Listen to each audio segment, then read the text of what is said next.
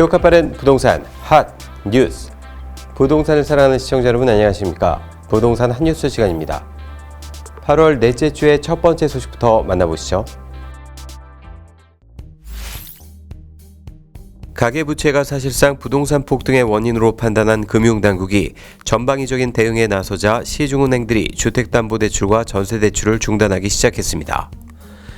22일 금융권에 따르면 NH농협은행은 오는 24일부터 11월 30일까지 가계 부동산 담보대출의 신규 취급을 전면 중단하기로 했습니다. 또 전세대출, 비대면 담보대출, 아파트 집단대출도 신규 접수를 하지 않기로 했습니다. 연간 6% 이내로 가계대출 증가율을 억제하라는 금융당국의 가이드라인을 넘어섰다는 게 대출 중단의 이유입니다.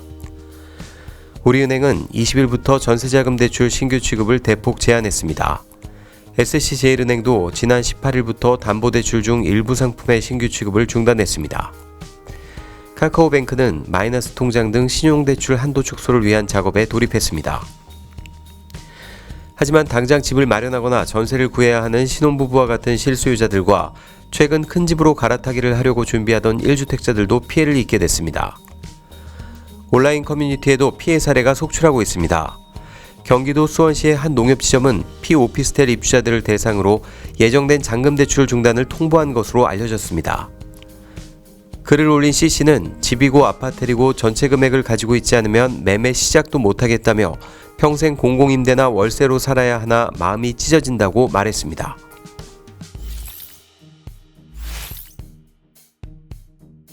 올해 경기도에서 집값 상승률이 가장 높았던 동두천이 갭투자 비율에서도 경기도 1위를 차지한 것으로 나타났습니다.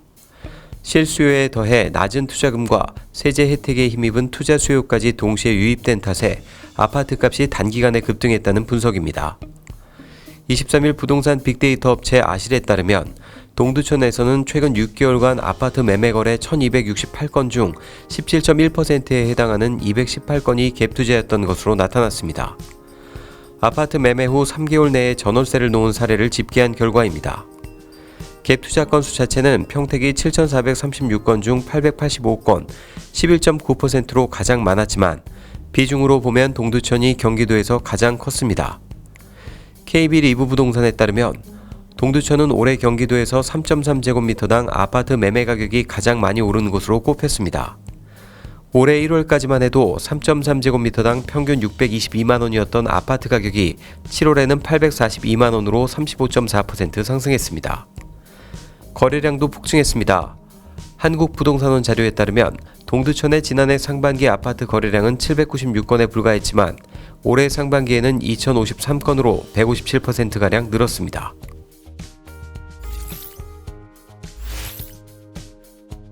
공시가 1억 원 미만은 다주택자에게 적용되는 취득세 중과 규제를 받지 않는 데다 소액으로 투자가 가능합니다. 공시가가 1억 원 미만인 아파트가 많고 규제 지역에서도 제외된 강원도가 먼저 타깃이 됐습니다.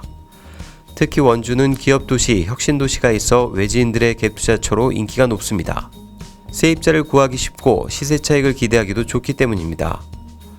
22일 통화한 원주의 한 부동산 중개사무소 대표는 작년부터 외지인들이 집을 보지도 않고 매물을 쓸어담고 있다며 공시가격 1억 원 미만 아파트는 취득세가 중과되지 않고 적은 돈으로 여러 채를 살 수 있어 단기 시세 차익을 노린 투기 수요가 많다고 말했습니다.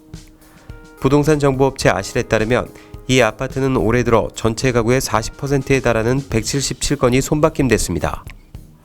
이 같은 현상은 강원도뿐만 아니라 경기도, 대구시, 광주시, 부산시 등 전국에서 동시다발적으로 나타나고 있습니다. 공시가가 1억 원 미만이고 매매가와 전세값 차이가 적은 아파트들이 주요 대상입니다. 이달 들어 서울 아파트 매매 거래가 눈에 띄게 줄면서 월 기준 연중 최저치를 기록할 전망입니다. 22일 서울 부동산 정보광장에 따르면 8월 서울 아파트 매매 거래는 709건에 그치고 있습니다. 아직 신고 기한이 남아있지만 이 추세라면 2019년 2월 이후 2년 반 만에 월 거래량이 2,000건을 밑돌 가능성이 큽니다. 작년 8월엔 총 4,981건의 주택매매 계약이 체결됐고 올 들어 매매 거래가 가장 적었던 4월도 3,666건을 기록했습니다. 8월 서울 25구 중 강남구 184건, 구로구 48건, 강서구 44건을 빼면 매매 거래가 30건이 넘는 자치구가 한 곳도 없습니다. 강남구 역시 10년 공공임대 아파트인 자곡동 LH 강남 아이파크의 조기 분양 전환 167건을 빼면 실제 매매 거래는 20건도 안 됩니다.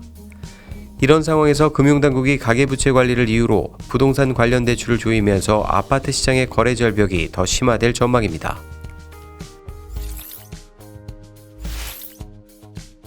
그간 반값 복비를 내세워 영업해오던 온라인 부동산 중개 플랫폼들이 이르면 10월부터 시행되는 정부의 중개보수 인하안에 맞춰 복비를 더 낮추기로 해 눈길을 끌고 있습니다.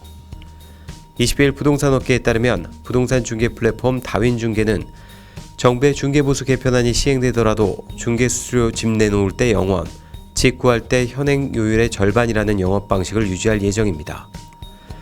그동안 중개보수료 최고 상한율 0.9%가 적용되는 구간 아파트 매매 거래를 할 때 절반 수준인 0.45%를 적용해 왔는데 최고 상한율을 0.7%로 낮춘 정부안이 시행되면 이 구간에 적용되는 중개 수수료를 다시 절반으로 낮추겠다는 것입니다.